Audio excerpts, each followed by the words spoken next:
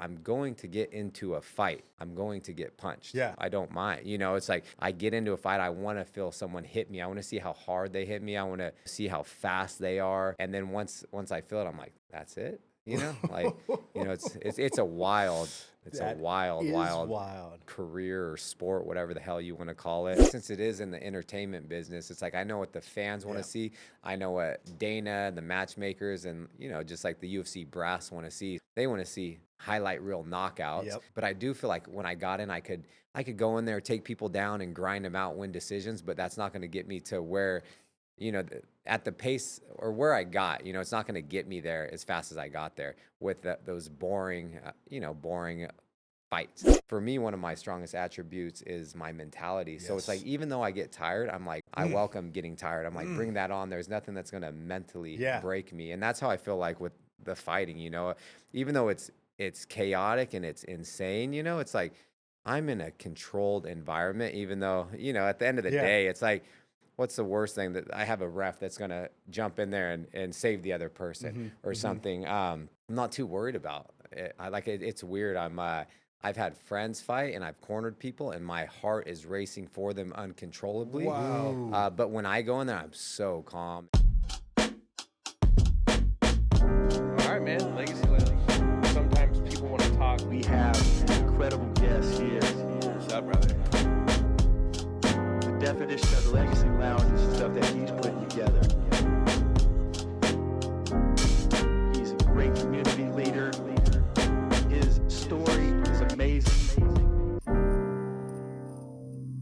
Josh Emmett, ranked number 10. Do I have that right? Probably. I haven't looked at the rankings. Okay. Well, bigger than that, man. We everyone that knows you, Sacramento legend, man. And so we thought it was fitting that you came on the Legacy Lounge podcast to talk about all sorts of things today. Currently, what you got going on, Legacy, but circling back, you and this is the first time I met you in person, but during COVID, I had the pleasure of kind of crossing paths with you, so to speak. I'm really good friends with Clay Nutting, who owns Cannon, some other restaurants in the area. And there was a lot of fundraising going on. And I remember it was you, me, David Garibaldi, and maybe a couple other people that were doing some fundraising to raise money for Feed a Family. Yeah, and the first responders and everything like Yep, that. Yeah, exactly. And so I know that you have a huge giving heart with giving back. And it was funny. I was like, little boy fan. I'm like, Josh, I'm a big fan. And like immediately you're like, what's your address, bro? I'll mail you something. So good to finally meet you, man. I like the shirt. Yeah, good old throwback. So I want to go even further back. I could be wrong on this, but my first UFC fight that I ever witnessed in person was at Arco Arena, and I think it might have been your first fight, or was it your first fight in Sacramento? It was about 14 years ago. No. So yeah, if it was at Arco, it wasn't. Okay. Because I wasn't in the UFC. I got in the UFC 9 years ago, coming up on May 8th. I actually made my debut on Mother's Day in Rotterdam 9 years ago. Oh, wow. So it wasn't at Arco. Okay. But like I'd been to those fights, and obviously when they came to Golden One, it's like it was always a dream of mine to fight at Arco. So like going back to that, like I've been a huge UFC fan, like, you know, since 99. I was watching the pay-per-views and stuff like that with my best friend. And I have a picture. I was the biggest Tito Ortiz fan too. So I have a picture in front of the octagon at Arco. I would go to all of them. And I'm like, one day, but I wasn't even training yet, you know? So just kind of manifesting it. And like, we'll go into detail of like my story and everything. But I'm like, you know, when I found out they were coming to Golden One eventually, I'm like, or when they were building it, I'm like, I'm going to fight at Golden One. You know, I think it's going to be better than Arco because it's in the heart of downtown. And then, you know, put that out there. And then it did come to fruition 2016 and 2019. Both times the UFC came to Sacramento. Crazy. At the new arena. Okay, got it. I got to fight, but not Arco. Okay, so I had it mistaken then. So it wasn't Arco, it was Golden One. I know Uriah had, I think it was his last fight. Maybe that's what I was mistaken. I think his last fight.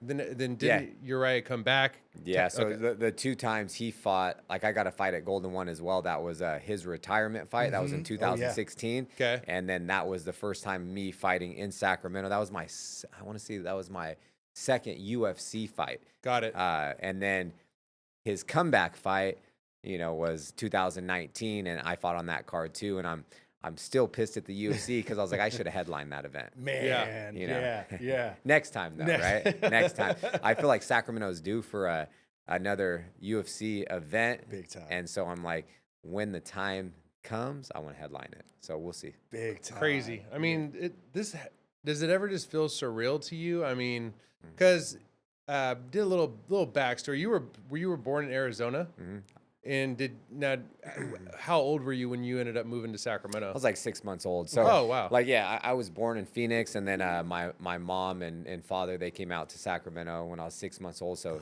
Sac is home to me. Yeah. You know what I mean? Even though the UFC, they'll put on there sometimes Phoenix, Arizona, and I'm always like, can you change that shit? Like, put Sacramento. Like, I was born there, but yeah. Sac is home. And then, I've lived here my whole life except when I went down to the Bay Area. I went to Menlo College from 2007 to 2010, but it's a 2-hour drive, so I was back and forth the whole time. Got it, man. Sacramento, man, and you obviously have been making Sacramento proud. It's just been crazy witnessing like you fighting in the octagon, bro. Like it's just like you're one of the most unique fighters that there is, and we're kind of just chatting about the last fight. It's funny that you wrestled in college because it doesn't seem like that's your go-to. Like your go-to is obviously your boxing in your hands, right? Yeah, no, and it's I feel like since it is in the entertainment business, it's like I know what the fans want to see. I know what Dana and the matchmakers and just like the UFC brass want to see. So they want to see highlight reel knockouts. Yep. But I do feel like when I got in, I could go in there, take people down, and grind them out, win decisions. But that's not going to get me to where, at the pace or where I got. It's not going to get me there as fast as I got there with those boring, boring fights. But and I'm not like the talker. It's like at the end of the day, it's like I can fight, so I'm not going to be like talking all this stuff, and I can fight, so I kind of let the talking, I bring it to the octagon basically. So it's at the end of the day, I've never been in a boring fight. I'll never be in a boring fight. I'm always trying to take someone's head off and leave them unconscious on the canvas. So it's that's why I kind of leapfrogged the division just with my exciting fights. Yep, I love that. And I know one thing that jumps off the screen whenever I watch you, and I know you got the wrestling background, but you look like such an athlete out there. That jumps off the screen to me. When you were young, was it more than just wrestling? What were you into? Did you play other sports? Yeah, no, I played everything, you know, so that's one thing. Makes sense. At least you can see it, it's like a lot of people just see me this small, short guy, and they're like, but I played everything. I felt like there was two things in my life I wanted to do. I wanted to be a professional athlete, and I wasn't thinking about fighting. Like I was thinking about football, basketball, something like that, or a police officer. Yeah. Only two things I ever wanted to do. And then, like I said, going back to 99, I really got involved and loved the UFC, and I was a huge fan. But it's like I also found wrestling at a very young age. Yeah. I think I was like 12 when I started wrestling, and I loved that it was an individual sport. Yeah. And I was so small and I was a strong little kid that I could go out there and, just like head and arm people and pin them, But my background is tumbling. So going, like rewinding a little bit, my mom was a single mother. She raised my older brother and I, and we were always fighting at home and doing stuff. So she said, you guys have to find something to do. So my brother got to choose Taekwondo. And I wanted to do that. But then she's like, you guys are going to go to the academy. You guys are going to learn how to fight. We're going to bring it back home and just fight more at home. And she wasn't wrong. Spot on. She wasn't wrong. So she's like, you guys, or I can't do that. He's older. He gets to pick.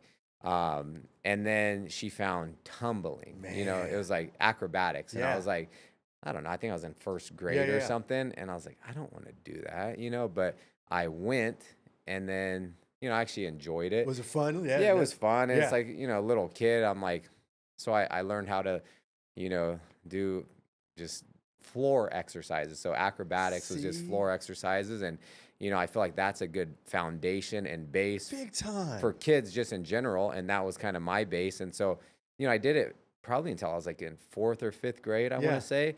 And I was playing all sports, but it's just like I was this little kid, but I had I wish I had the pictures. It's Yeah. like I had a little six pack when I was in like second grade or That's something. It was wild, crazy. and I was just like the little kid on top that they would throw up. I'll do all these flips and things like that. But it's yeah. But I played everything, and I was very athletic. And then obviously I got to a point where I was just short. Like I wasn't this big guy. I wasn't. I stopped growing, so I'm Yeah. like basketball's out of the out of the picture for me. And then, like I said, I fell in love with wrestling at a young age and just really pursued that. But when I got into high school, I played football, I wrestled, and baseball, and then I kind of just sat out and just started my junior year just focusing on wrestling because I just wanted. I knew I could do really well at it and love the individual sport of it. That it's my fault if I lose or win. that. Not saying I would blame anyone if Yep. we lost or a team. It's just it's all on me. Yeah. Was that the one you were excelling at the most at that time? Yeah. Yeah. I feel like but football. I played. I was I was a cornerback, Uh-huh. and I was just short, but I feel like I could jump. I could play Yeah. I could do anything, and I was always like Michael Jordan. It's like anything you could do, I could do better. Yeah, yeah, It's yeah. like.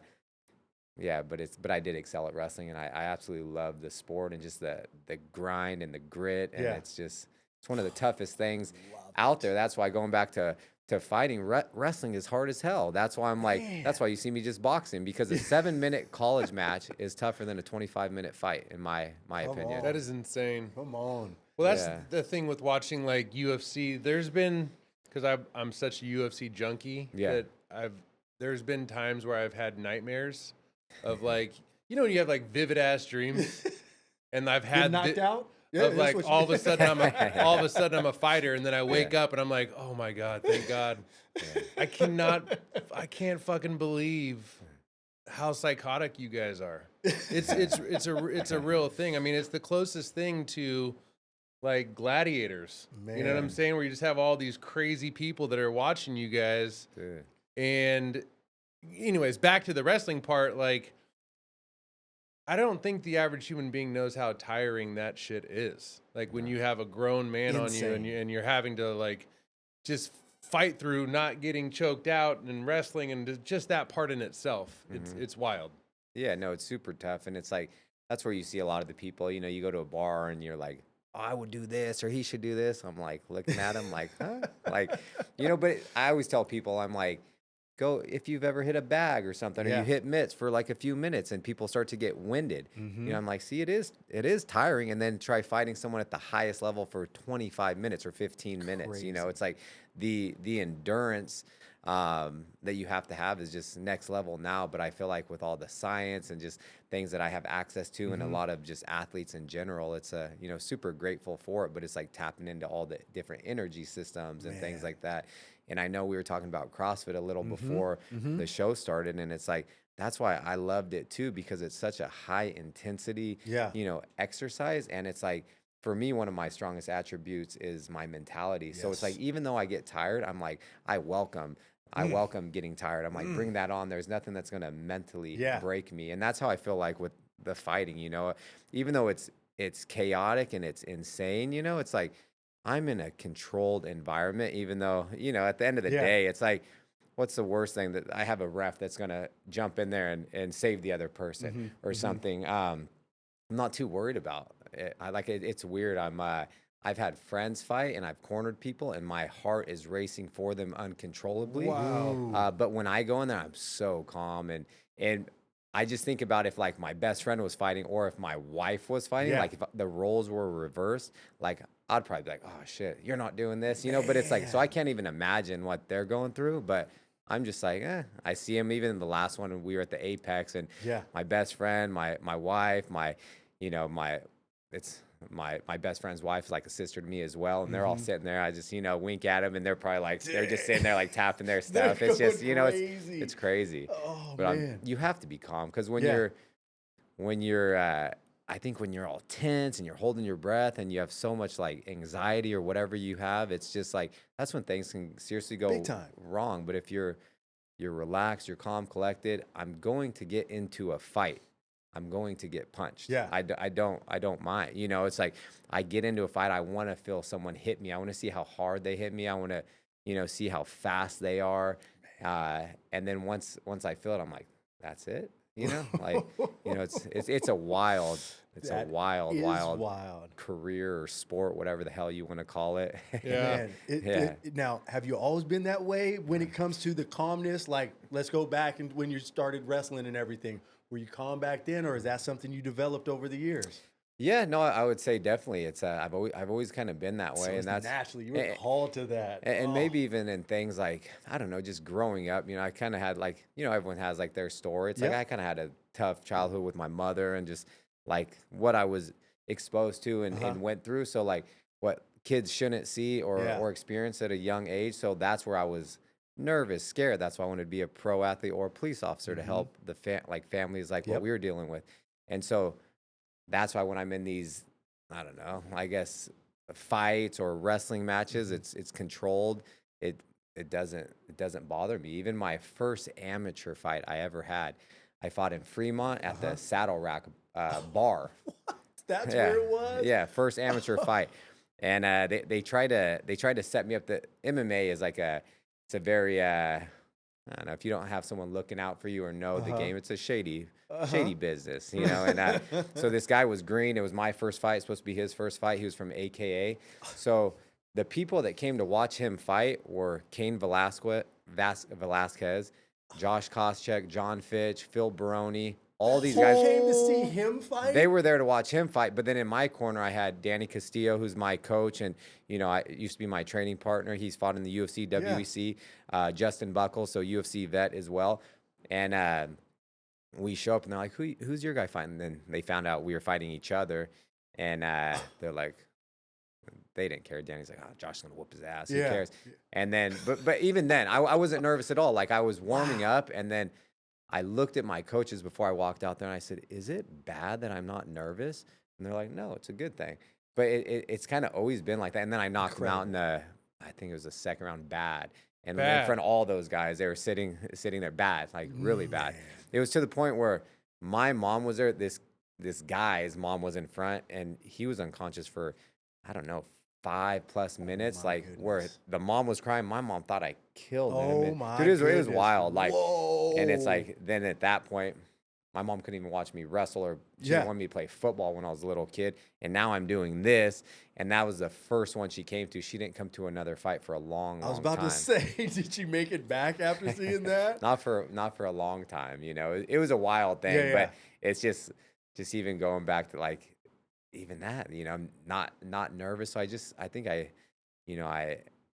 it's just who I am. It's like I'm always like very calm, and Yeah. people that get to meet me, they're like, "I can't believe you fight." But then when I get in there, they're like, "This guy's a fucking maniac." But it's like I feel like it's my wife and I joke and say it's like my alter ego. Like it's like she knows when I can go and I can flip the switch, And it's like when I'm doing certain things, then she knows like, oh, he's ready, because it's like it's him or I, and Yeah. it's like I'm choosing me every day, and like Man. my mindset and mentality is like I'm going, even though I'm the only one fighting in there, I'm like I'm thinking of all my team, like so my coaches, my wife, my family, Yeah. everyone that's a part of, Yeah. I call Team Emmett, my dietitians, therapists. I'm like I'm trying to protect the people behind me, and I'm not letting anything, get in the way of that. Like I'll do whatever it takes to get my hand raised. And so it's just going through my head, and I do a lot of different things, Yeah. It's like, but it's it's just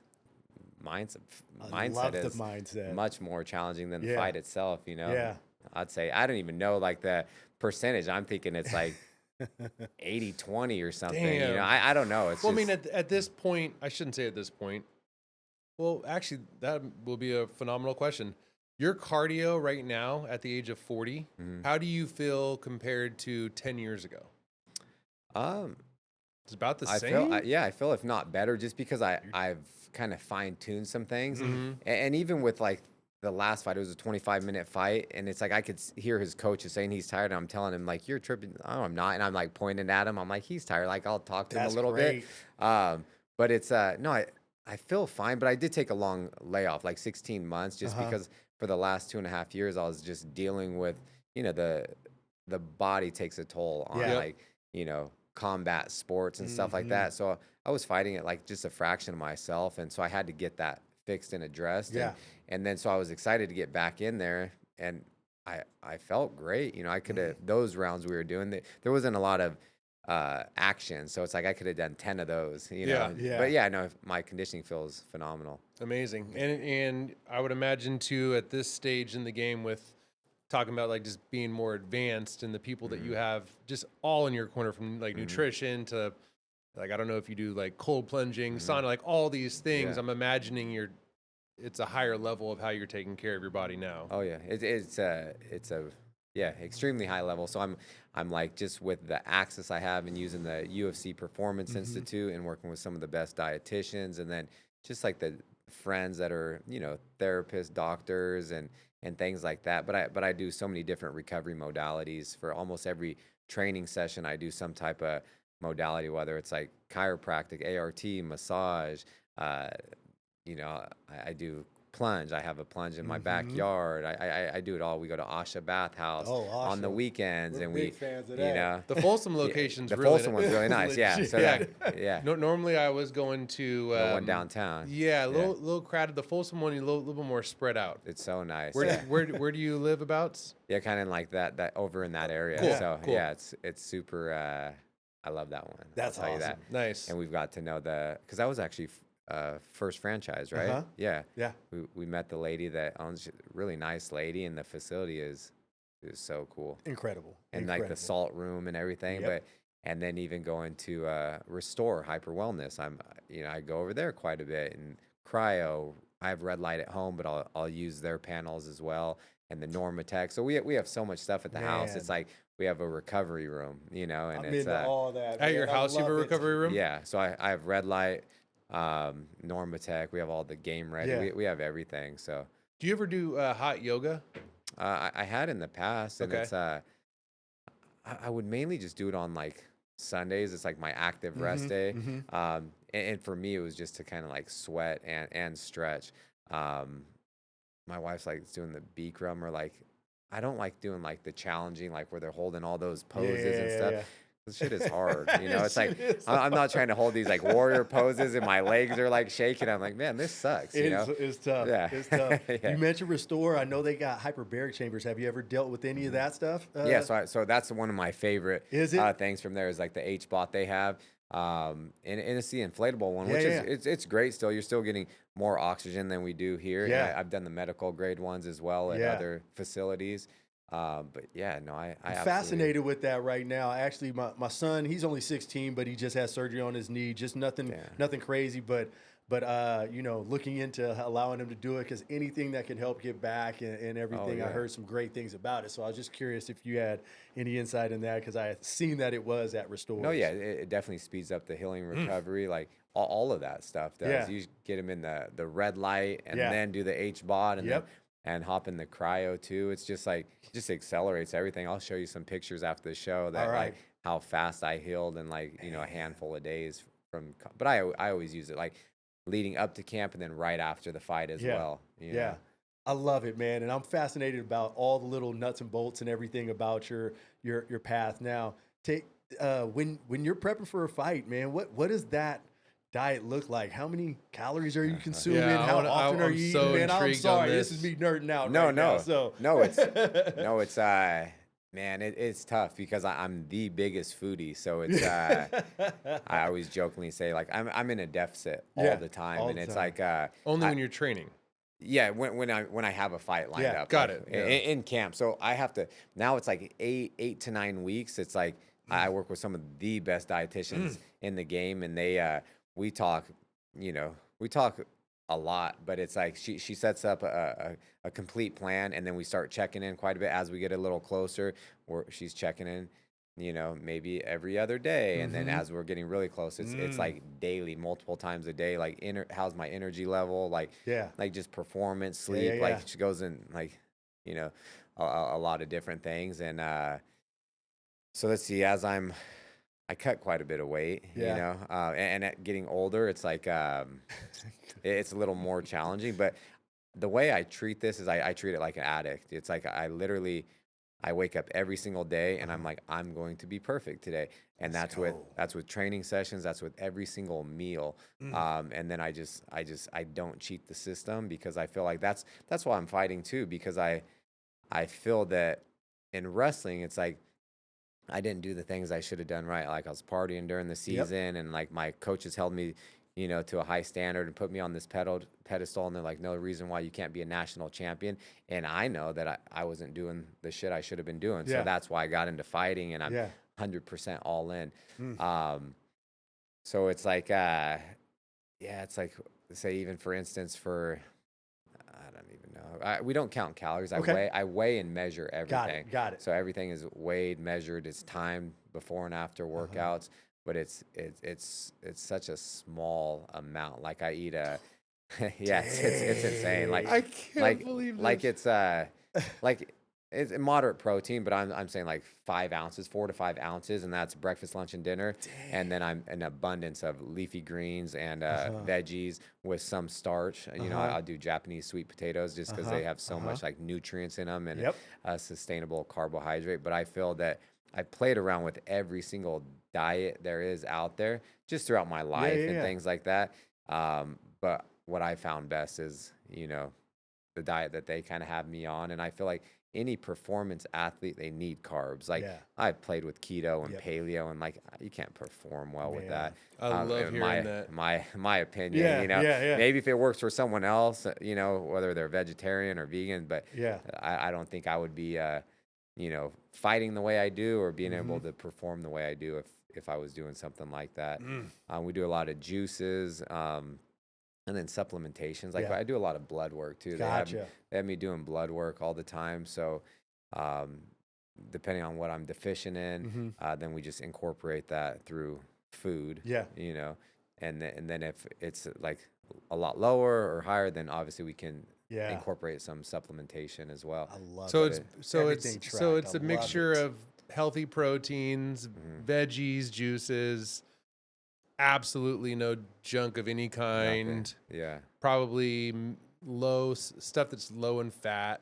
Yeah, so as we get closer, we go like really lean meat. But for the most part, since I have to cut quite a bit, it's but I'm still good fats, of course. I only use sea salt. I can't eat out like anywhere. Yeah. So when it's almost like I'm, I have to be like selfish, and it's like I miss a lot of things like when I'm in camp. Yeah. But that's just what it is. Yeah. It's like I can't go to friends' kids' birthdays and birthday parties, or people like some people don't understand it because they think I just work out, for a living. Yeah. So it's like, why can't he come here? It's Christmas. If I have a fight, I'm training. Yeah. It's like if Yeah. I was a cop and I had to work on Christmas, you'd be okay with that. Yep. But now that I'm fighting and I can't miss, or I can't come to Christmas because I have a fight scheduled, like it's the same thing. Yeah.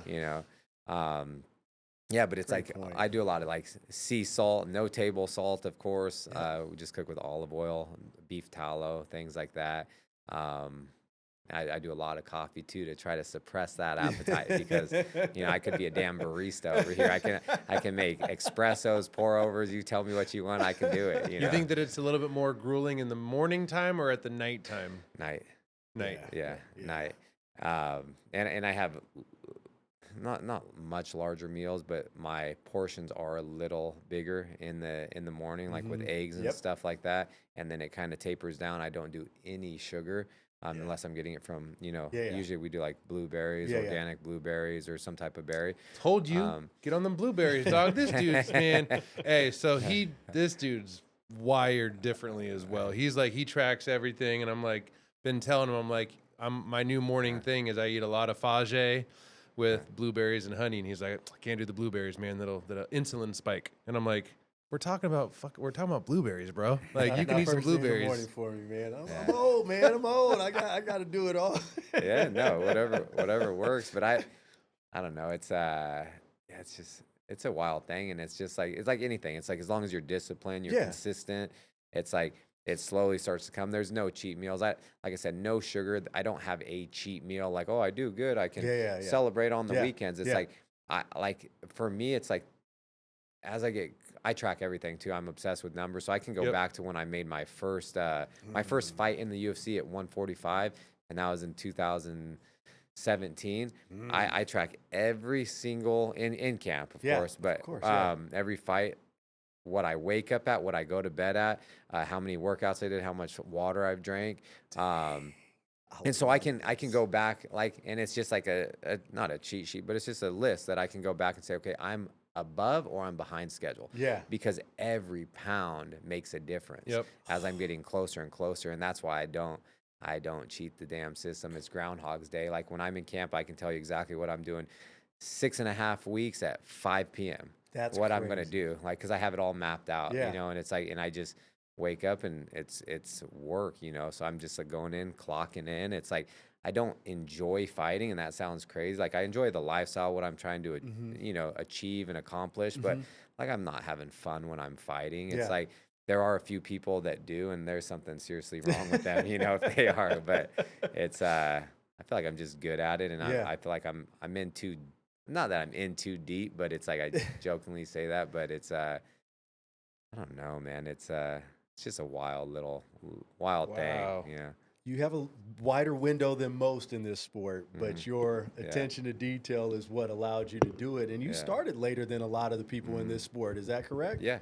I had my first amateur fight at 26. That's You know- crazy. That's the first amateur fight. My at first amateur 26. fight. And so I'm talking to some of these kids on my team, and they're like, they always just want to like get on the Contender Series, or that's Dana White's show to get into to get into the UFC or get a contract, or they want to get on the Ultimate Fighter. And I'm like, man, you have time to develop as Yeah. an athlete, and you really want to test yourself on the regional scene, Yeah. because you don't want to pad your record and then you get into the UFC and that's your first real fight, like, because then you'll go 0-2 and you're cut, and like for me, I have different like goals. It's like my goal and dream was always to get to the UFC. I only wanted to fight in the UFC, the biggest, best platform Yeah. in the world. I got offered to fight in other organizations, and I didn't want to, because Yeah. like I say, like, you're an MMA fan. Yeah. Do you watch the PFL at all? Or okay, so but see, that's what I'm saying. Like it's like I can name every single UFC champion, women, men right now. But if I'm like, name one PFL champion. Yeah.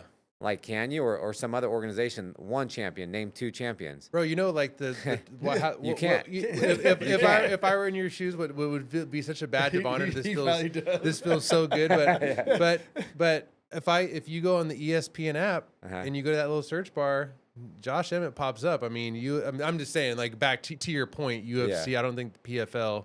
No, I think they may be on ESPN, but I know PFL acquired Bellator. But it's like, even when it was Bellator, like, I could maybe name one champion. I don't even know, but it's Yeah. like, or it's like, just name 10 fighters. It's like Yeah. a lot of people cannot Big do time. that. It's like, or even like arena football. It's like, Yeah. name some guys in the NFL. Name 10 people in arena football. Like, Otis Amy, he was the only one I ever knew. I want to get back to this just so I can circle this off. But when you are making weight for a fight, the last 24 to 48 hours, approximately how much are you cutting at that point? yeah, it's like, we tried it. My dietitians, they come out. It's like a concierge service too, so we're checking in all the time. Fight week, they're there. They prep all my food. They make all my juices. They monitor the weight cut, and so it's not healthy, but we do it, the healthiest we possibly can. And my last fight was pretty good. It was Yeah. a lot, but then the two previous fights before that, I did 18.5 pounds the last 12 hours. Yeah. No, wait, no. Yeah. Hold on. Yeah. No, none of that's Goodness. Hold on, none of that's registering. So wait, That's crazy. so let me ask the question then. An average fight camp is how many weeks? That depend, like 8. Like I would like to know 8 to 9. Okay, Yeah. so 8 to 9. So are you really not fluctuating on weight during that 8 weeks? No, I do. Yeah. You do. I come down, but then we're water loading, and we're just, and that's where it goes back to the science. Like, even my last week of fight, or I mean, fight week or the week before, we take all the carbohydrates out too. So we're just doing lean proteins. My wife is making me little 4-ounce fillets. You know, we get grass fed, grass finished. Yeah. We're getting 4-ounce fillets, and then it's like, it's absolutely, and some berries. That's the only sugar that I get, like small amounts. So I'm doing that. Energy levels are low. Yeah. But because I have no carbs, but I still have to perform that last week. Yep. You know, last hard week. And then obviously the more muscle you have, it's easier to strip that water. And then we water load. So you're kind of like tricking your body, like it keeps thinking that water is coming in. I'm drinking a ton of water, you know, and then we start tapering down, and then we literally pull all the water out. Got It's it. still hard as hell. And Yeah. then that's why I blow back up. Like I'll put on, I don't know, maybe within, I don't know if it's 5 or 8 hours, I'll put on 30 pounds after I make weight. Wow. You You know? did not. That is so wild. Like to 25, me, 30 man. pounds.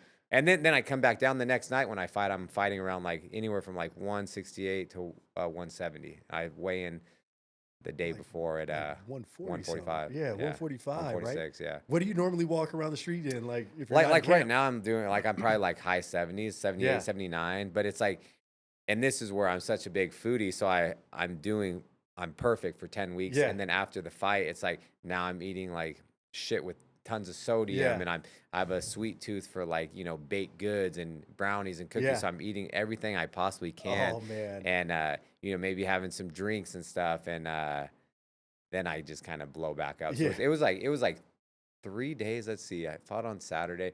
I want to say on Tuesday I was 189, but I felt like shit.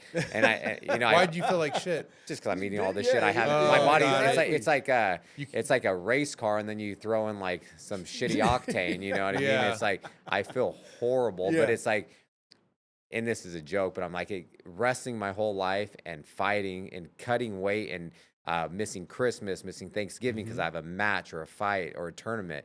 It's like I always say it's giving me an eating disorder, and that's a joke. But it's like I love to eat, so Yeah. it's like it's an extreme, and then I'm an extreme over here, and I'm like, Yeah. it's like hard to breathe, and I'm like, yeah, it's all bad. I But mean, then I every come bit back of it. down. You earned Yeah, every bit. yeah. You gave like one of the the interviews you gave on social media, and I was so fired up, bro, because you were like giving like your top 5 places to eat in Sacramento, and you were just naming off all the gems. You even got like arguably one of my favorite restaurants is Napolito's. Oh, I love that place. That place is so fire. It's a good. gem.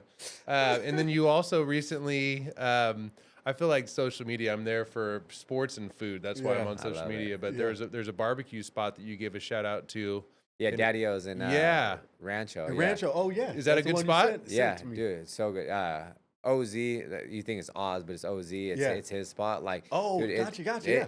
It's legit because I would always go to Roxy's and then Momo's Meat Market, Yep, and yep, I just yep. found out that the guy that's always out there grilling, like it was a you know, him and his wife were doing it. I think he had a stroke or something. So there, and no. I was like, no way, I go all the time. The, Yeah. the guy that's always grilling at The one- Roxy? No, at Momo's. Momo's, yeah. Yeah, I've never even been to Dude, Momo's. it's such a good place. Crazy. man. Yeah. Dang. So yeah, but I just went out there. It was good. Definitely on the list now for Yeah. barbecue. And I'm glad I said I'm imagining that your wife is happy that you are a foodie, because that's got to be like kind of going to like support system. It's got to be tough for a significant other of an animal like yourself.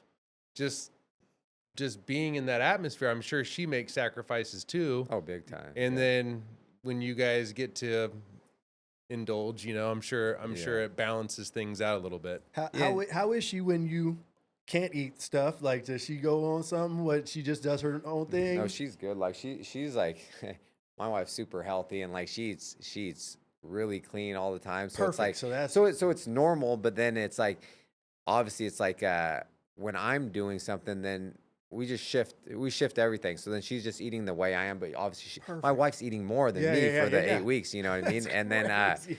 and then it's like, you know, maybe she doesn't.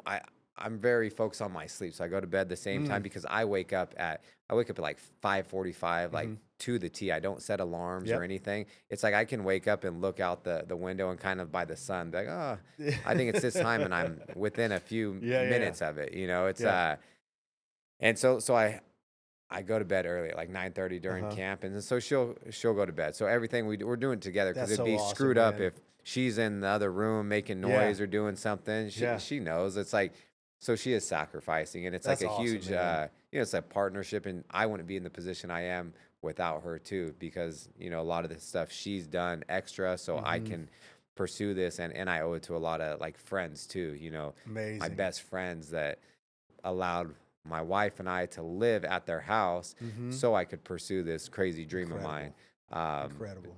Yeah, so many people in my corner that's what I'm thinking. Those are the people behind me when I go fight that, Man. I'm going to do everything I can to protect them. Your why. That's your Yeah. why. Love it. I Yeah. love it, man. Want to circle back? So, at what point in your journey did you cross paths with like Uriah, Team Alpha Male? How did that all develop? Yeah, so I'm from Sacramento, so always been a huge fan of the sport. I was wrestling at Sac City College, Yep. 2005.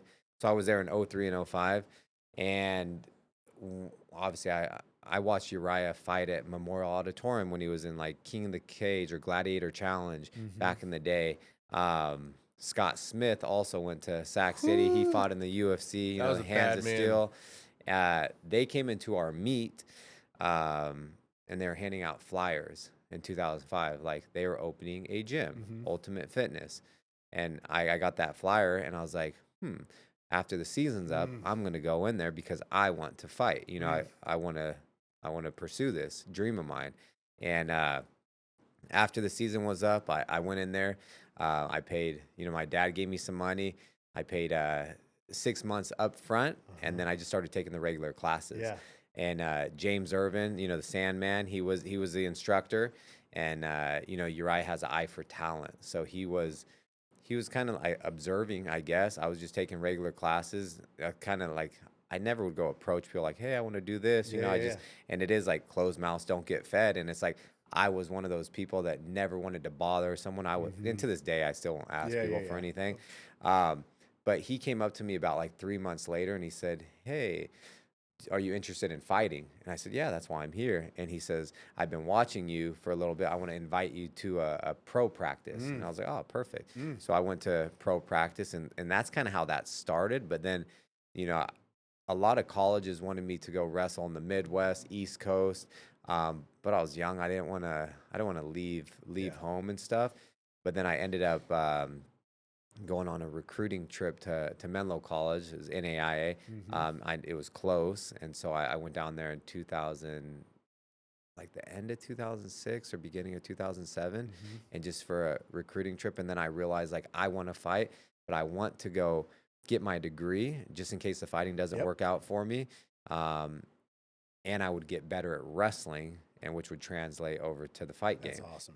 Wrestling at the 4-year level. So it was all part of my plan. So then I went to school 07 to 2010, and then I came back and just picked up exactly where I left off and went in there, trained for 2 months. I was going to go pro, but just to kind of see how it was to fight, get the nerves out. Like, they're like, just do a few amateur fights or do a amateur fight. So I had my first amateur fight, and then won that. I did one more, and I fought at the convention center, my second amateur fight in 2010, and then I went pro, and my first pro fight was at Uriah's gym on Iron 16th in the boxing ring was my first pro fight. So they took all the stuff out. They just put chairs around there. Then we had the commission, and it's the same ring I would go and like spar at. Now I'm having my first pro fight there.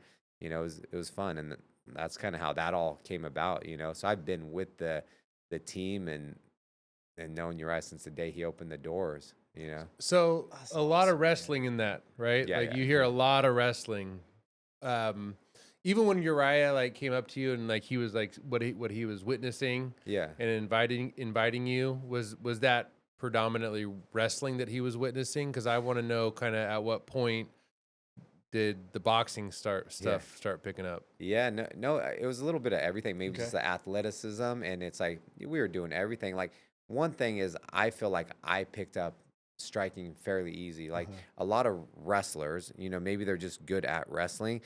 You watch them throw punches or strike, you're like, they're really awkward and stuff. And going back to being an athlete, I'm always like, throw someone a basketball Yeah. and see how they handle Yeah. that thing. It's like, you Yeah. go, oh God, this guy needs some help. But I could do it also. Like wrestling was very similar, or even at a young age, I could watch things and I could mimic them. Like whatever someone's doing in a sport or Yeah. something, I could watch it, then I could mimic it. And so boxing, which I've always loved, I just wasn't a boxer or anything. The footwork was kind of similar. It's like instead of a wide stance, now it's more upright. You still never cross your feet when you wrestle, same thing. And it's just like I picked up on it very, very quick.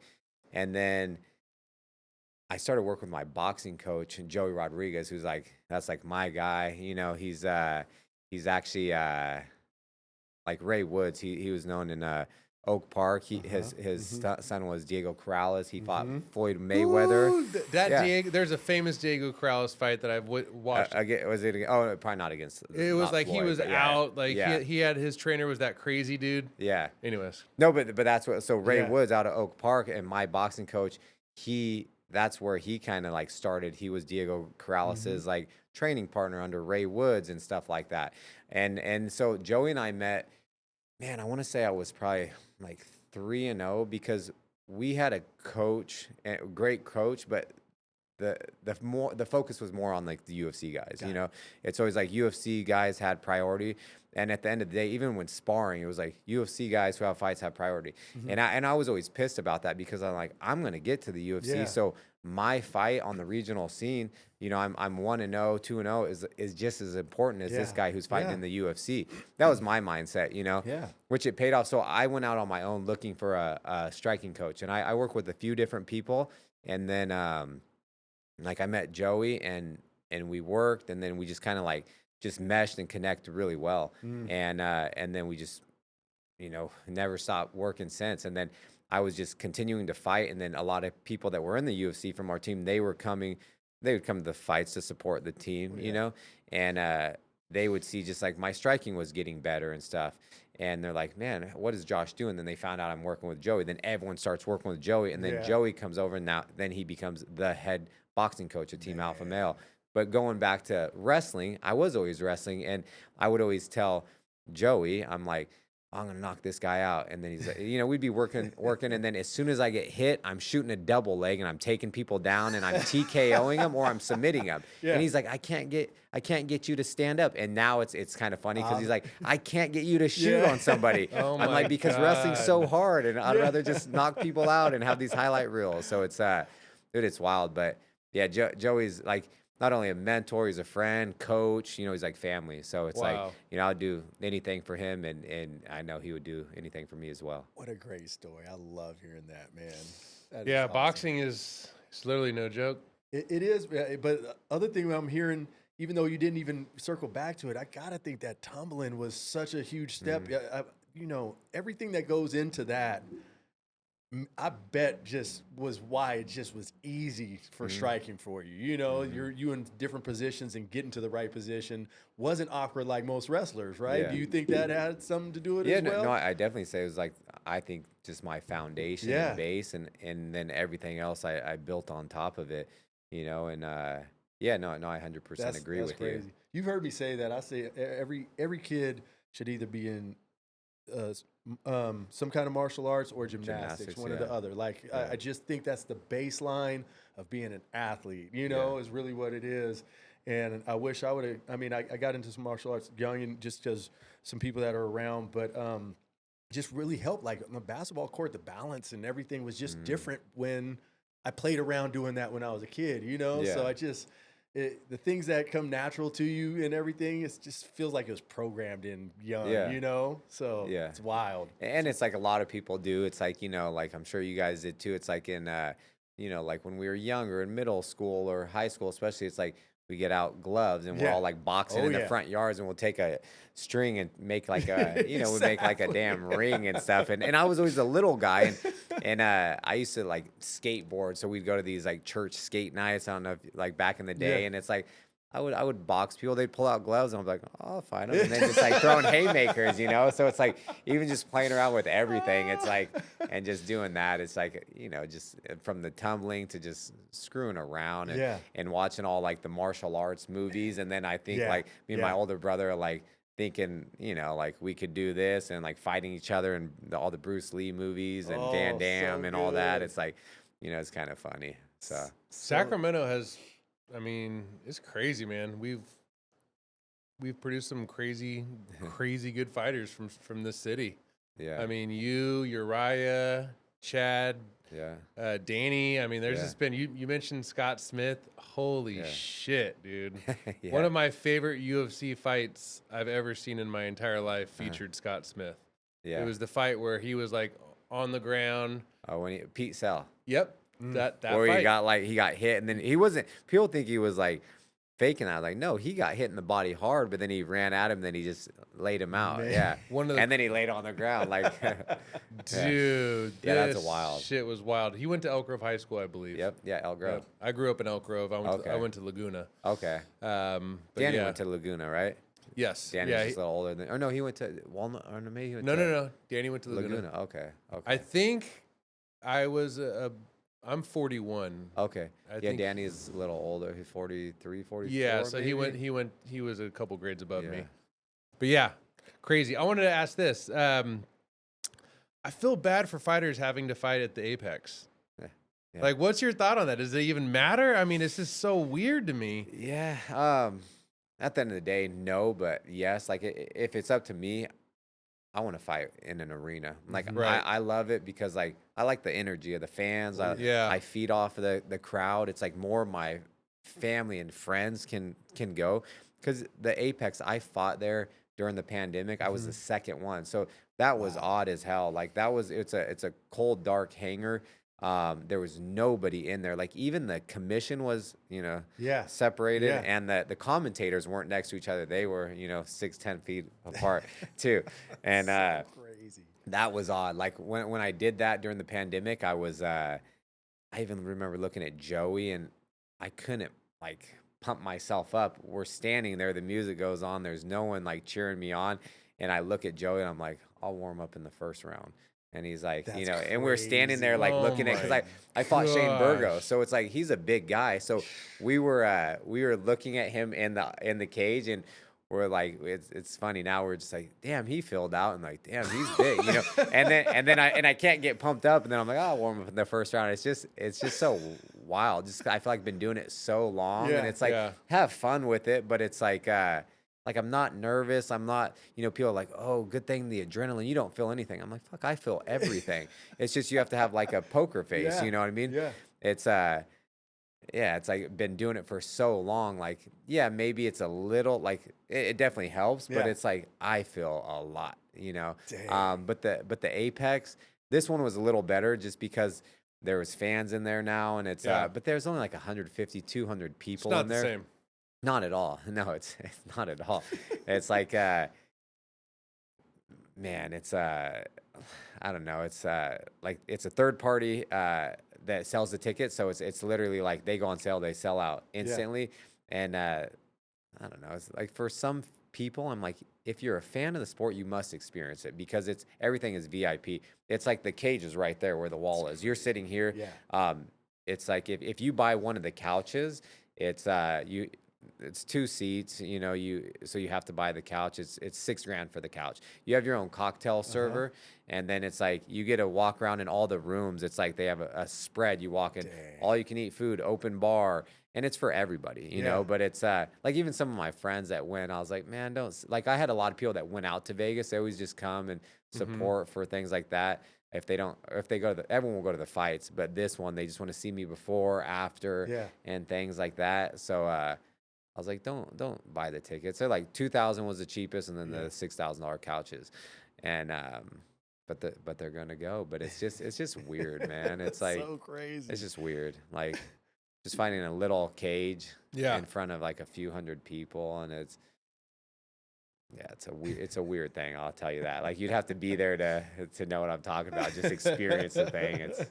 But at the end of the day, a fight's a fight. Like so for me, when I'm in there, and it's like I would prefer the arena, but when they say fight, I'm like locked in, and I'm fighting. It's like I don't care if at that point if there's like nobody in there Yeah. or there's millions of people watching. Like Yeah. I'm on. It's like the same thing. You're walking down the street and something happens. I'm gonna be like. Obviously I wouldn't want to fight, but if something happened, I'm like, oh, there's no one watching. I don't want to fight. It's like it's gonna happen. Yeah. So, That's great. Yeah. Oh man. All of the fights that you've fought in the UFC, have all of these just they're calling you, or has there been any where you've called out a certain fighter? How does that whole process work? Yeah. There was one like I always want to fight forward. I want to like call my shot, but a lot of times they don't.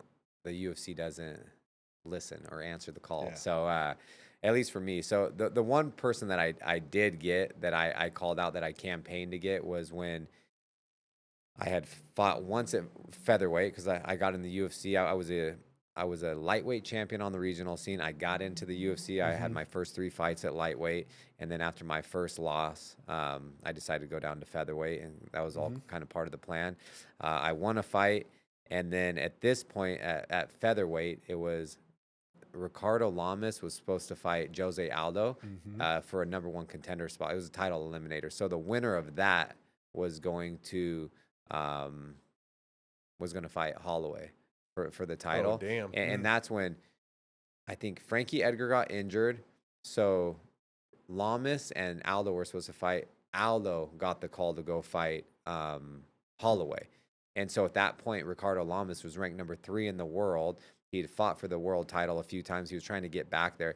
And that's the one that I campaigned hard for. Like, hey, we're eventually going to, cross paths. I want this fight. I had this guy make this poster of him and I put it out there. And so people thought we were fighting, and then it just went kind of crazy. And this was on 3-week notice, And so I did get the call. And I was actually at a Kings game. Oh. And I was like, I was having a drink and stuff like this. And I wasn't sure if it was going to go through. And then, like, my manager at the time called me. And I stepped outside, and then he said, "Man, you got the fight." I was like, "Oh shit!" So I had to put that down, and I told my wife, like, "Hey, we gotta go." I would have pounded that drink. Yeah. So it's like, but that's where that's going back to the weight cutting, and this was 2017. That was the only time I ever missed weight in like wrestling and fighting. I was not that it matters, but it was in the winter time. I fought in Winnipeg, Canada. Oh, wow. It was like negative Oh, wow. 18 degrees, and that was warm for them, I guess, at that time of the year. That year, but I lost like 38 and a half pounds in 3 weeks, but I missed weight by 2 pounds. Oh my! Did you still have the fight? Yeah, I fought, but I set the new standard, so I paid 30% of my purse. It was always 20%. Before it was less than that before. It's always 20%. Because like who he was, so I paid 30% of my purse because that's all at that time. I would have given 50%, because like it was such a huge opportunity. Yeah. So that's the new norm. So there's a lot of things that have happened because of me. Instant replay is because of me now too for some other things that had happened. But yeah, so I gave him 30% and I was excluded from knockout bonuses, and then I went out there and starched him, and I leapfrogged the entire division. Like he was the number 3 ranked guy in the world, and no one knew who I was, and they were all talking. Even the matchmakers made a bet with someone from my management saying like, Josh is going to win this. He's like, well, okay, well if he does, let's rip up that contract, give him a new contract. And they're like, okay, deal. And then went out there and just starched him. Like everyone was saying, I have no business being in there with him, like the top guy in the world. Who the hell is this guy? And then it was bad. And were you ranked? No, I only fought once at Oh, featherweight. I'm tripping. By the way, this dude, he knocked homeboy out. Yeah, on short notice too. Yeah. This is wild, man. Yeah. 38 pounds. I lost 30 that's- pounds in 1 year. Yeah, and that's how it was. Is like, so that obviously super frustrating. If I could have just made the extra, but I was on the borderline of like was not doing well. Yeah. And Joey is the one that pulled it. He's like, no, we're done. We're not, and that's the only time that I didn't gain all that weight back. Like that was the lightest I ever fought because I was I was hurting bad. Like I felt like things were starting to kind of maybe like borderline shut down, or I was feeling some crazy pain that I never felt. Like my brain, my kidneys, stomach, like burning sensations. And I'm in plastics. I'm running on a treadmill with Joey. And It's not healthy, dude. no, not at all. But that was Yeah. I was doing it the wrong way. This is back in the day. Then I start, or not back in the day, but years ago, before I started working with my dietitians in Yeah. 2020, and then the weight cuts get easier and easier. I haven't worn plastics. I haven't used a sauna. I haven't used sweet sweat since I've been working with them. Yeah. I do a lot of things passively, and it's absolutely insane. It continues to get better and better, believe it or not. Even though it's still it's so hard. Like anyone could do it, but it's Yeah. like they give up Yeah. up here because your body's like, what the hell are you doing? Like Yeah. stop, and then people would quit.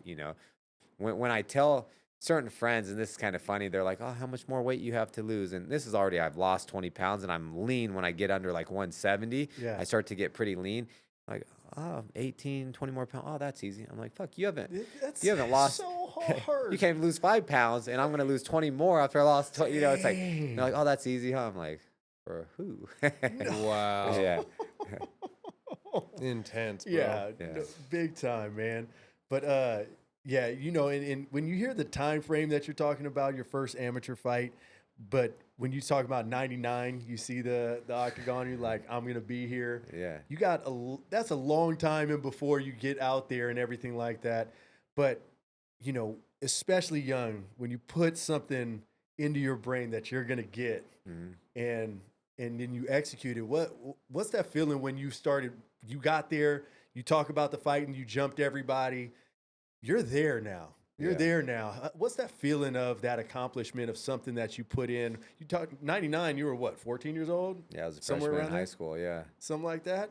To be able to execute on Yeah. that, what's that feeling looking like, man? No, and that's the thing. It's funny because I was just talking to my wife about this Yeah. and some friends. It's like, it's hard because I'm still in there, and Yeah. and we're always in a rush. We're always looking for the next thing. It's like, Good call. it's like, my last fight week, I tried to like live in the moment and I take love it that, in and yeah. just like be present. And because I'm like, people would kill or give anything to be in the position I am. Big time. But not that I take it for granted, but I'm just like, it's just my life, my Yeah. routine. It's just like, it's normal to me. Like, and so I'm always looking for the next thing or what I have to do, but I have to kind of sit back and zoom out and like, where did I come from to where I'm at? And there's still no end in sight. No, So it's correct. just like, it's very hard for me because Yeah. in my mindset, even if I do something and I achieve something I want, it could always be better. Yeah. And so I have to. I'm my like that. toughest critic, and I'm so hard on myself. But Mm. I feel like I'm like a realist, but it's like I don't get to appreciate the things that I've done, even though I have. Like, Yeah. and I sit back and we talk about things, and I'm like, but it's like there's I don't know, so much more I want to achieve, but it is awesome. Yeah. It's amazing, even just like putting it out there and having this crazy dream as a young child, and then like to do things that I've always dreamed of doing, and then we make it reality. It is surreal, and things are still surreal. Like It is. my favorite fighter, Tito Ortiz, that I was talking Yeah. about. Like I ran into him at like a combate fight when he was signed to the organization. It's another promotion, and my friend went up to him. He's like, "Hey, can my buddy get a picture with you?" And then he came to me. He's like, "Oh, Josh, I'm a big fan." And it's full circle. Like he's saying he's a big fan of me, and I was always the biggest fan of him. It's just kind of wild. Even BJ Penn, when I went down to Brazil and I cornered my buddy Clay Guida when he fought BJ Penn. And when I ran into BJ, he's just like, "Man, I've been watching you. Keep doing what you're doing." And he's fighting Clay, and he's like, "I'm a big fan." I'm like, "That guy's the prodigy. He's a damn legend, a pioneer, and he's a big fan." So it's like, it doesn't sink in. Yeah. It doesn't Yeah. sink in because I'm still that little You're in kid there. looking Yeah. up to them or watching them. So it's like, it's so wild, but it's an amazing thing. I'll tell you that. I love it.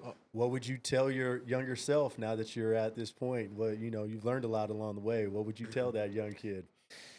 Yeah, I would. And one thing I've learned over the time is just like, obviously, patience. Mhm. Like, be very patient and don't force things. Yeah. Because early in my career, I felt like there was things I wanted. So even if the timing wasn't right, I Mhm. would try to force things to make them happen, and then sometimes it would not work out. And so I'm like I truly believe that everything happens for a reason. And so now I'm to the point in my career, if I want this so bad, but for whatever reason it doesn't work out, I'm like, it wasn't meant to be. Like I trust the timing, and I just but certain things though, like when I want something, and if I go and the door is locked, I'm like, fuck it, I'm coming through the chimney or something. Like I'm not stopping until I get it. But it is like being patient, not trying to force things, and just like, man, it's like, and you just have to be surrounded by a good group of people and a good circle. And I think I'm blessed to, I have a great friend group and stuff like that. So is there one person of all the guys you train with or that's in your corner that you would say that like this is probably my closest friendship that I have? Joey, yeah, my that's boxing dope. coach. Yeah. I can't believe the Diego Sorrella story. That's like insane. That's so wild. I forgot he's from Sacramento. Yeah, he's from Sacramento. That's one of the best boxers to come out of Sac too, and like there's so many, But even Xavier Martinez, he was training with Ray Woods too. He was signed by the Money Team, and good friend and Ruben Torres, who's one of my training partners as well. He was training under them as well, but he was like 13, 14-0. Boxing's crazy though, how it's like these guys they have so many fights as amateur, undefeated, 14, 15-0 as a pro with like 13 knockouts. He lost to he won gold. He was from it was a Brazilian Olympic champion. He lost to him by a close decision. And then boxing's like, oh, he's done. I'm like, how the hell is that? How is he done? If he would have won that, I think he goes on to fight Haney and all these guys. He would go out to help Tank Abbott train and stuff. He's so good. Wow. And he just kind of recently retired, and he's in his late 20s. I'm like, don't hang it up. Like, you know what I mean? Right. But boxing's different. Boxing is different. It's so different. You lose one fight, you're done. That's MMA, crazy. You can redeem yourself with some crazy, finish when you come back, and people's memory is very short. Yeah. Couple questions for a UFC fan. What is that feeling when you do connect? I mean, I'm thinking about a couple ones, but I think when the one that's hard to watch is the Mitchell fight.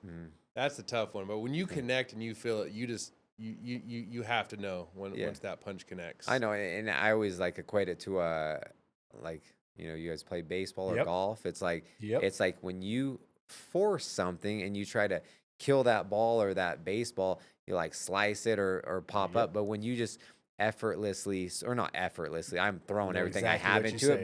But it's like when you connect, it's like it's out of the park. So I like equate it to it's a walk-off grand slam at the World Series. And I know, like when I land and I can just feel it, and I think it looks so much sweeter. I can see him falling down and then just walking away. And so that's why I'm always like a walk-off KO is so much more special than jumping on someone and following up. And I've done it several times. I just know when I hit him, like that's it. That's it. Lights are out. Iconic pictures of when they're on the ground and yelling after the knockout. The Bryce Mitchell one, it looked uncomfortable there and he gave you a shout out, man. Yeah. He was like, just want to thank Josh for not pouncing on me, like, because I could have hit him. You could have, but so many people, and like they're already down, so it's like I'm not trying to kick someone while they're down, but it's like the career and the sport that we're in could, like, you never know, your next fight could be your last, and it's like that could have some, like, I don't know, just even more of an impact. It could be career ending already, that knockout, and then I could have hit him hard and 2-3 more times before the ref pulls me off. And that's multiple people, but I don't know, I just choose not to. And I know some people are like, oh, I black out, I'm very aware of what's going on. It's like that's great. Very euphoric feeling, I'm imagining, after a knockout like that, getting to see your wife, your friends, and just what that feels like after eight freaking weeks, 9 weeks of training. That's got to be like all-time highs. And that's picture perfect too. That's like what every fighter dreams of, because the one thing that you don't know what's going to happen in there, it's like I'm I'm well prepared and the preparation is there, but I don't know what the hell is going to happen in there. I always say it's like hopping into a sports car. Let's not put on our seatbelt. That's floored into a tree and hope everything works out for the best. Like you don't know. You don't know what's going to. I feel the same. I feel Man, the yeah, same way yeah. with fighting. I'm going to go into this octagon, this cage. They're going to lock the door, and then like you're saying, gladiator times. It's like, what's it going to be? Yeah, You know what I yeah. mean? It's just like fight. Like and these people are fucking going wild. It's really nuts, but it is the highest high you Yeah. can possibly have, and it's like you're always chasing it, but it's also a huge sense of relief. It's like I have this huge weight lifted off my shoulder when that happens, and it is kind of like this animalistic like feeling. There's like it's hard to describe, Mhm. but it's but then afterwards, then everything kind of comes back to, and it's just all the emotions, like everything that like, went into not only that camp, just things if you were dealing with anything, and it's like, or if someone's saying something, it's just like it's all right there, Yeah. It's like it's all right there, and yeah, it's so hard to like, I don't even know how to describe You're it. living my Like, worst nightmare, yeah, Josh. and I've had these dreams too. Some of the dreams like I would have like right, but I don't have like vivid dreams, but sometimes before fights, which is really bad, I wake up, I've lost a fight. I wake up and I'm like my heart's Oh pounding and my stuff. And goodness. then I wake up and it's fight day. I'm like, what the fuck? You know? Oh no. Yeah. Redemption time. Yeah. But it Ooh. like so that's I feel like I can't really remember dreams or vivid, but sometimes I've had a handful of those things and I'm like and then it's in the back of your head. I'm like, what the hell am I? What Yeah, was that? You know what I mean? exactly. Yeah. Seriously. What's it feel like just being beloved in Sacramento? Like, I know that you go out with your wife, and I'm sure you get recognized when you're out and about. Recently saw that you got to throw out the first pitch Yeah. for the A's. That's awesome. What's that feel like just to know that the entire city it just reps hard for you? What's that feel No, like? it's amazing, man. It truly is. It's like, Sacramento is a amazing city, and it's like I've traveled the world. We've lived in the Bay Area, and there's nowhere that we'd rather live than Sacramento. We have some of we have the food scene is, Yes, sir. unheard of. It's like Yep. I tell everybody, I'm like, give me a cuisine, and I got a spot for you. But it's just, yeah, the people are great, and everyone supports everyone, and no, it's cool. Like if anyone's like an MMA fan or something, then they'll recognize me, and it's the funny thing is though when I'm doing things, it's like people's like I think their perception changes. I mean, sometimes I'll go somewhere, people are like, "What are you doing here?" I'm like, "Getting some coffee." What Yeah. like, but they think it's like we live this like lifestyle. Why aren't you in Vegas or something? Yeah. I'm like, why the hell would I be there? Why aren't you there? But it's I don't know. I just like I like interacting with just people and meeting a lot of cool people, and the sport has allowed me to do that. And like I said earlier, do things that I always dreamed of, and Yeah. it's surreal to me. Like even when I found out that the A's were coming here, I was always a huge A's fan. Like Mark McGuire was my Yep. guy, and I remember going to the Coliseum and watching him play. I saw him get beamed in the head when they were playing a doubleheader against the Blue Yep. Jays, and I was like, oh no, but yeah, so when I found out they were coming here, it's just something else. Like I manifest, I'm like, I'm gonna throw out the first pitch. I just put these things out Incredible. there. Incredible. And it's like same thing when they were building Golden One and all these things. And I'm gonna get to the UFC. I'm gonna do this, And I still have so many things out there, but I do believe when you truly believe it and you feel it, and it's just like I'm obsessed with things that I want. Like Yeah. it's like I can't. It's like I can't stop until I get it. Love that. And that's why it is like obviously manifestation is a real thing, and when you put it out there, like words do matter, and you put it out in the universe and like do all these things, and it's like but you have to get up and work towards your goals. You can't just sit there on the couch, eat potato chips, and just think you're gonna do Yep. something someday.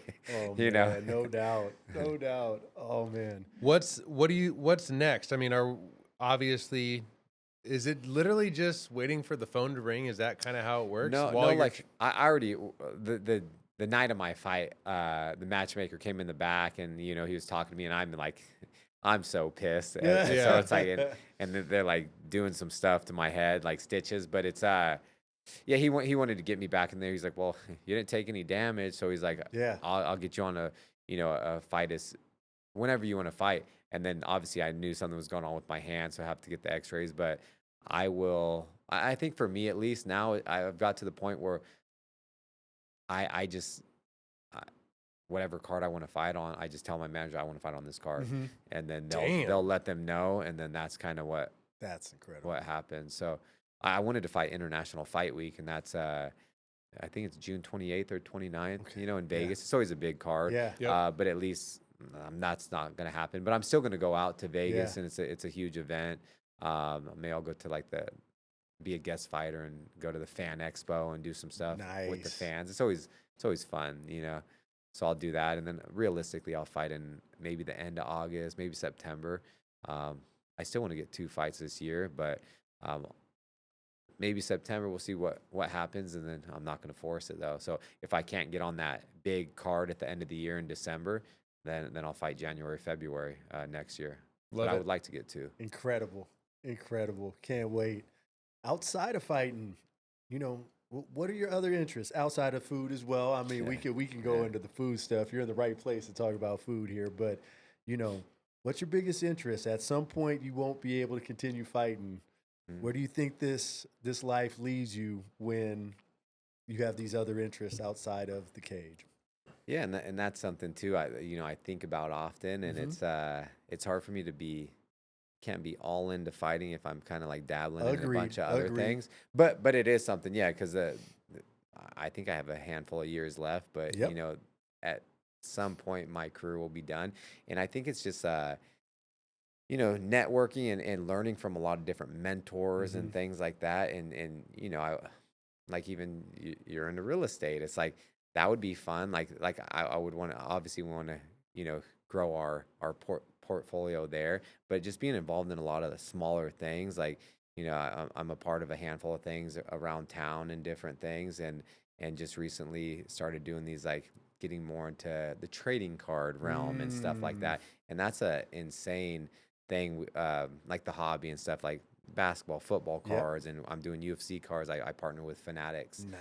and so we have like direct allocation from them, and a lot of plans Uh-huh. in the future. So it's like I don't know. I'm just kind of I always when I have a little bit of like time off, even though it's not time off, Yeah. but like after a fight, I have a little bit of time, Yeah. so I always find something, and I just kind of like dive deep into it Yeah. and go down the rabbit hole, and it always works out for the best, and it's like I feel like certain things are just meant to be. So like Mhm.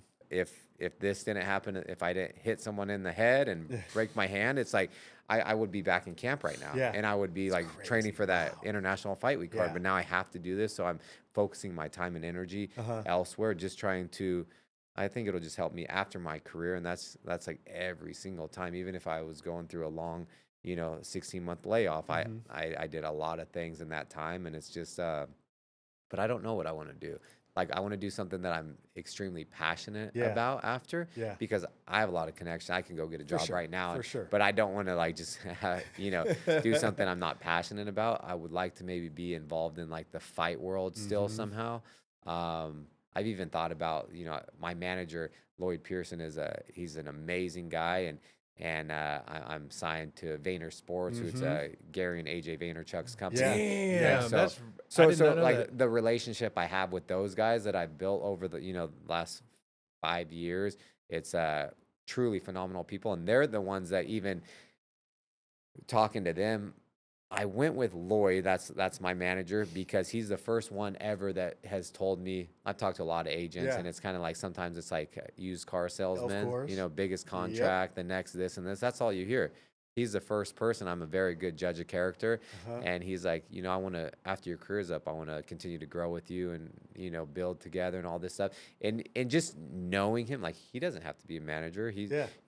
he's he would be doing really well, but he's good at it, and Love it. I like that. Then just the other connections and getting to know Gary and AJ on like a personal level more. Yeah. They're truly good people. And when I was out in New York last year, even just talking to Gary, he's like, "Man, I'm excited after your career. Some of the stuff we're gonna do together." And I was thinking like, "Huh?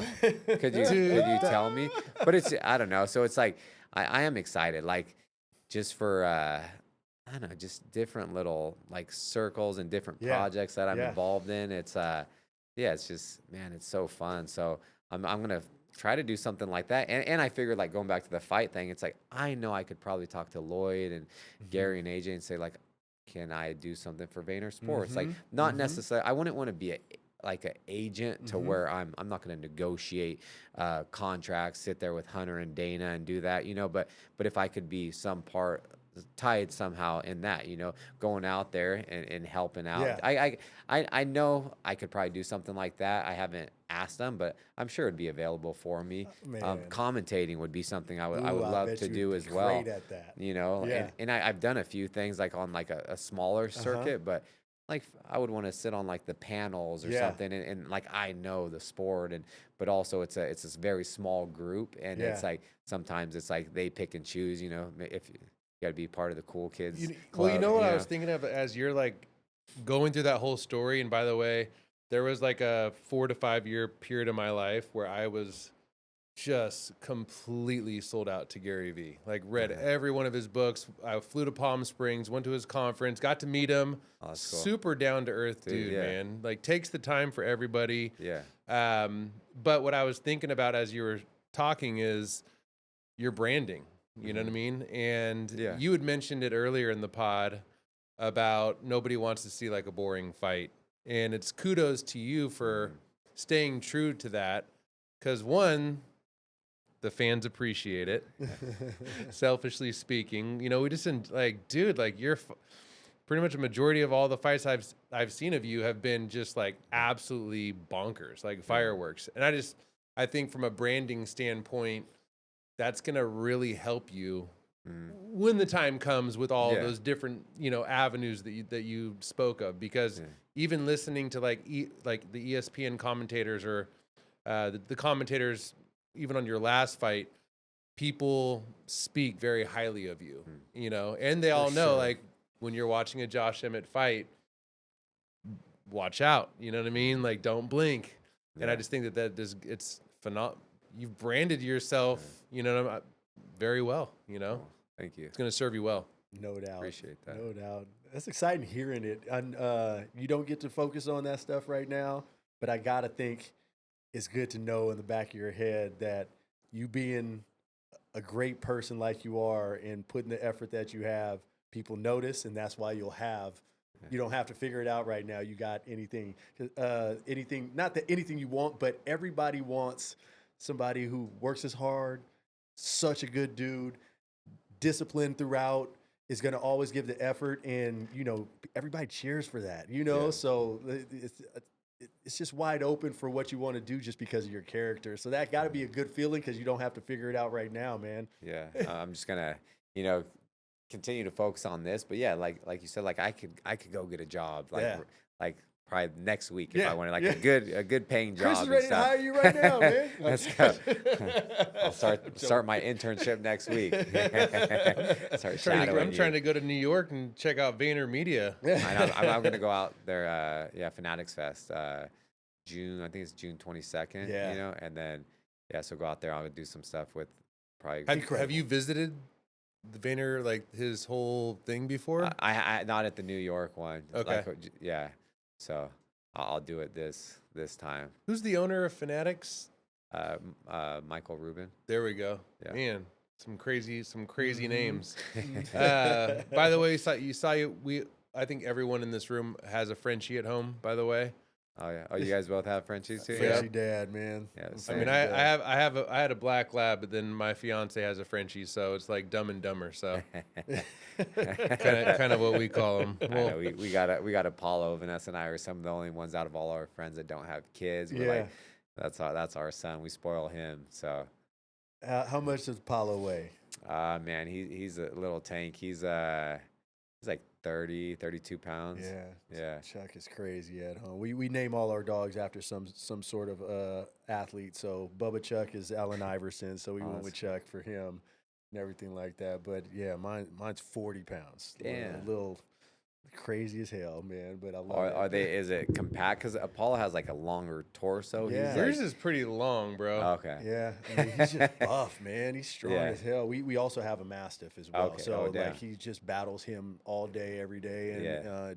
won't back down at all. So, it's just crazy. But, love the dogs and everything. And I was like, oh, Frenchie dad's in the room. Huh, I know. Dad? Then they're tough, man. It's like we've had him since he was like 8 weeks old, Yeah. and it's like we've done so much for that guy, like a rhinoplasty, Oh, surgery. We've done it all, like, Yeah. cause it's insane, and like all the food, but he looks great. Like, Yeah. he's 9. He's Yeah. coming up on Oh, 9. man. Oh, ours is Yeah. 8. Yeah. Oh wow, but he looks great. Like every time people see it, because like sometimes Frenchies like can be like Oh, he's yeah. super soft and all that. He has tons of energy, and it's like we give credit to the food. We have healthy hounds, off Oh. McKinley. It's like it's Yep. kind of like it's partially cooked, but Uh-huh. it's yeah, he's been eating that since he was 1, and he looks great. Because people are like, how old is he? I'm like, almost 9. They're like 9. That's crazy. He That's he crazy. looks great. Your guys' Frenchie's doing good though. Yeah. Oh yeah. Yeah. Good. Well, ours, is young, so- yeah. My Frenchie is the new thing is I'm making him a swimmer. Oh wow. Yeah, we have a pool in our backyard now. I live like a mile from American River. The American River thing was kind of scary because my black lab swims in the river, and I Yeah. had Ross. His name's Roscoe. The Frenchie's Roscoe, and had him like he wears like a vest. Yeah. But I didn't have a vest on him, and he like ran after Cola in the American River, and like the current. Yeah, no, you know it's what I mean. fast. Luckily, he made it out. But And then they always say Frenchies can't swim. Like I No, know my some dog- can, but like you Mine can't. doesn't They- want they any do- part of they it. kinda- They're top heavy. Yeah. Yep. But he made it. Good, yeah. I'm training him. You know what I'm saying? He's making weight, so we're good. Our dog, he's so damn bougie. It's like when it's raining, he won't go outside. It's like he eats all. It's crazy. He's a lucky dog. My wife spoils the hell out of That's so him. good. Like, yeah, So- it's wild. So your upcoming trip to Utah, this is kind of rest, rejuvenation. Yeah, we're just gonna go to Park City for like Nice. a handful of days. We went out there last year, and we went with some people and just like snowmobiled and did some stuff. It was in March, so it's a little later, but we'll just go hang out in the little Yeah. town out there for a little. So nice good. spot. awesome. Yeah, and then just come back and just kind of, hopefully this thing will be ready to rock, and I'm just gonna start working out regardless. You know, Yeah. I always take a little time off. Yeah, Like, yeah. I'm always like win, lose. It's like take like a month off and just kind of, because I feel like you can't stay in Can't agree. that state like year round. Yeah. or at least like for me. So I let mentally and physically Yep. decompress a little bit.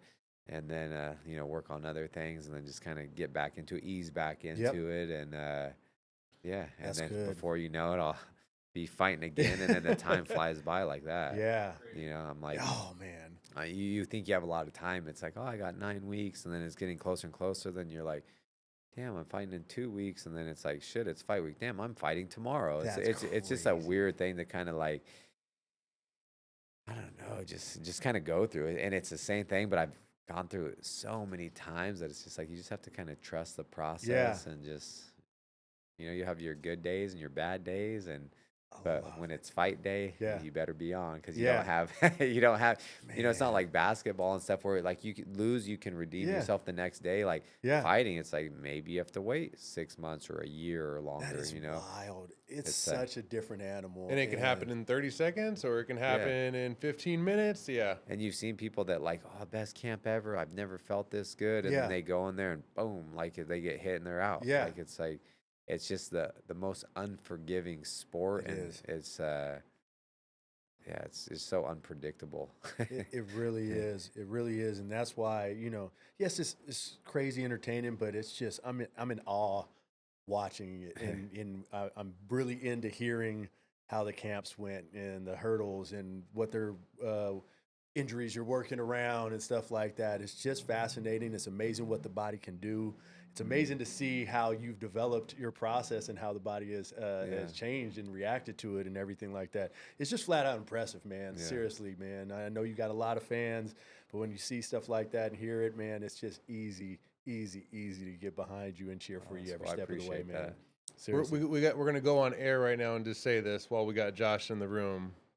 You've never been to a live UFC fight, I watch so it all the time. wow. Never been to a live one. We are gonna say on air that you and I are gonna go with our homie Kyle Lawson to watch this guy fight. Hopefully, it's not too far away. Hopefully, it's gonna be in Vegas, but we're going on record by saying that. I like it. Yeah. I'm in.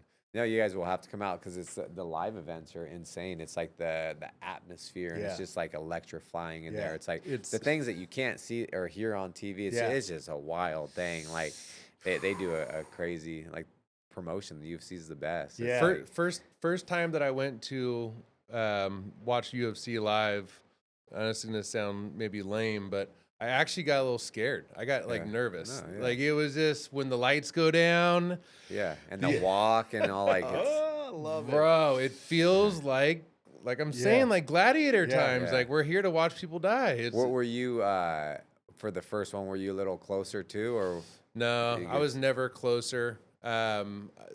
I've been to 3 fights total. So I mixed it up, by the way. The Uriah's fight that I'm speaking of that I think was at Golden One. okay? So let's go back on this. Yeah. Paige fought Yep. the Chinese gal. Do you know? she fought Karate Hottie. Yeah. Right. Yep. It was Michelle Watterson. Yeah. Now, were you on that card? Yeah, that was Uriah's retirement. So He- she headlined it. Uriah was the retirement fight, and then I fought early on. I was fighting at 155 still, Scott Holtzman. So that was like kind of like it was back and forth fight. We should have got fight of the night. Yeah, that's crazy. Now it's all yeah. coming back. Okay, so that was the one that I was mistaken for the Arco Okay. fight, and then Uriah fought the dude that had a bucket. He was like wearing. I just recall him wearing a bucket hat. Maybe that's in his it photo was from England or from something. England, from the UK. Yep. Going blank. I'm like, no, I know Pickett. Yeah, Brad Bing, Pickett. dude, Yeah, your yeah. memory is job. crazy. No, it's just the UFC. It's like I used to be a huge sports fan Yeah. of everyone, like growing up, and then I started working, and so I kind of fell off of like following like basketball, football, Yeah. all that. But like MMA is my thing, so it's like Yeah. I know all like the stats, everything, like just how That is like awesome. I would get back into football, but it's like during fantasy, and then I didn't care about my team. I just wanted my players to win. But it's like, But yeah, the UFC. Like now we're doing the trading cards. Like I can tell by the hairline. I can pull a card down, and the hairline, I'll call who it is. That's crazy. Yeah. wow, That's crazy. Maybe I'm a little jealous, One of the fights that I went to, speaking of shout out to Nick Christie and Janice, Yeah. I was with both of them, and we were in Vegas to witness. God, I'm bad with names. She just got inducted in the Hall of Fame. The Amanda Nunes? bingo, Yeah. and Yeah. she got beat. by Juliana Pena. Yep.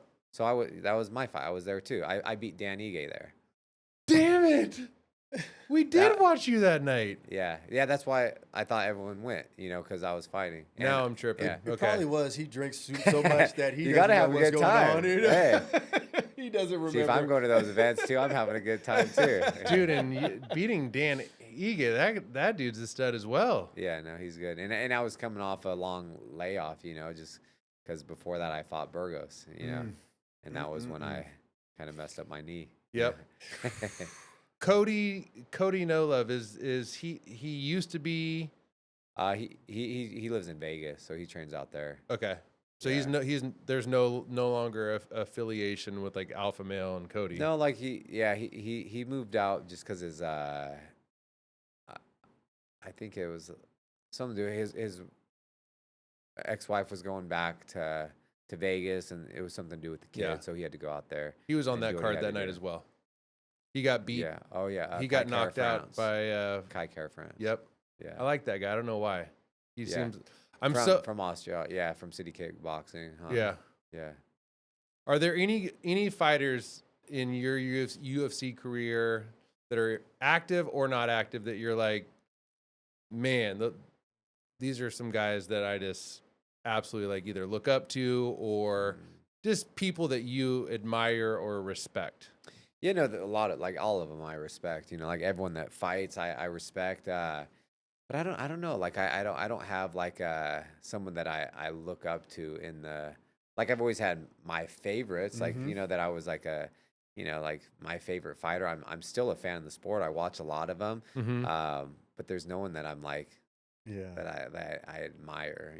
That I'm just like I don't know. It's kind of odd, but No. No, I it's just I not. just don't, you know. You're in this, man. Yeah. I love I it. don't really I don't look up to any of them, but you know, One like of my I respect them all. yeah, one of my favorite fighters when I got in the UFC was. Do you remember David Loiseau? Yeah. That guy. Something about him. I don't know, man. He was a well-rounded. Used elbows, kicks. That dude was Yeah. just he was a He was lot. from Canada, was Yep. he? Yeah, And I think probably one of the reasons why I liked him was this was like the rise of George St. Pierre, Uh-huh. and him and George are like really Yeah. close buddies. yeah. And going back to that, like people that like pioneers of the sport and Yeah. legends. There's so many of like that. Like obviously like Randy Couture and like some of these guys that you know like. But see, I think they're great and like they're in there. Like he's a legend, but it's like I still don't. Like I think he's a great guy, I respect him, but I don't know if I Yeah. don't know him, so I Yeah, don't. yeah, That's yeah, why I yeah, don't yeah. know if Yeah. I don't I don't Yeah. really admire or like look up to someone that I don't know. You Yeah. know? Yeah. Yeah. They can be complete douchebags as well. But he's a good. But I've met Yeah. him, but he's a great guy. Yeah. But besides just like short talk or hi, I don't know For Man. sure. But he is a good guy, especially Yep. from what I've heard. Yeah. Yep. And the interactions I've had. Love it. Well, I wanted to say, bro, I know that with your schedule, just the fact that you stayed in contact with me and your willingness to come on the show, man, we course. super appreciate you, man. Yeah. Of course, man. This It's was just- great. Yeah, This it's was just fun. been an honor for us having a current just beast in this fight game come on our show. So we super appreciate you. Before we wrap this up, I wanted to just ask you a few questions. Number one, and you've mentioned a couple of these before, but if you had to say top 3 restaurants in the Sacramento Tri-County area for you, what would be your top 3 go-tos in no particular So my order? top 3. Mm-hmm. Well, my number 1 is Crew, like Yeah, hands sweet. down the best. Have you been to Chumai yet? Yep. Yeah. It's pretty good. Yeah, it's really good. We just went. Yeah, We Chumai is just went. awesome. Yep. But all the stuff under, Billy. Billy, it's Yep. like Chumai, Kadaiko, like they're all great. Like, but I'm saying Crew is hands down my favorite restaurant. I know you're talking about Cannon. I do like Cannon quite a bit. Restaurant Josephine in Oh Auburn my is a hitter right goodness. there. You Um, said yes, That's But- like my favorite restaurant right Yeah. now. Oh yeah, okay, yeah, Yes. that's yeah, but yeah, in the greater Sacramento area, I would go Crew first. I think that's my top 3. I'd go Restaurant Man, Josephine. you might have named his top 3. You might be right. Have you been to Yeah. Binchuyaki? Yeah, of course. I've been everywhere, man. Any food spot, if it's good, I've been there, and it's in Sacramento. Yeah, no, I love, yeah, Benchoyaki and We all need to go check out, unless I think they've only been open for 2 weeks, but I've been telling you about this, but the new Horn Barbecue. oh yeah, see, I got invited to the friends and family in Elk Grove. Did I you? didn't Oh, go, but nice. it has a Michelin star, right? Yeah. Yeah. yeah. One of my I'm down to go Definitely check that nice. out. Yeah. If you can have dinner with anyone dead or alive, who would it be? That's a good one. I have to think about this.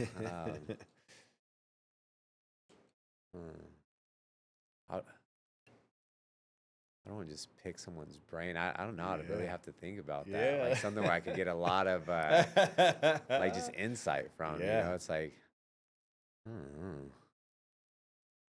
that's a.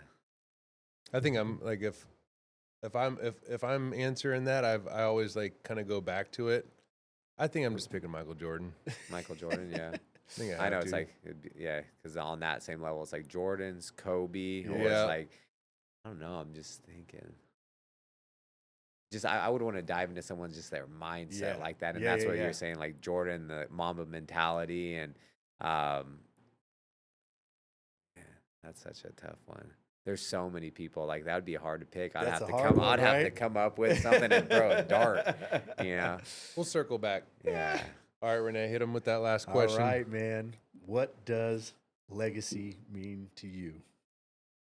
And it's something that I'm remembered by long after I'm gone, Yeah. and just stuff that I've I don't know, just created over my career and just me as a human being and stuff. Like I just want people to when they talk about me, you don't or they mention my name, you don't hear any, you know, negative stuff. But it's like most time, it's like I have so many people that I could reach out to right now, and whatever I need, I could say, hey, I need this, and Mhm. I know for a fact they would be there in a heartbeat, or do whatever I ask because I would do the exact same thing in return. Incredible. So it's really just I want just people to talk highly of me and just how good of a person I was, and that means more than any other accomplishment that I could do in the UFC or whatever it is. It's just like knowing that oh, I know Josh. Oh, he's a good person.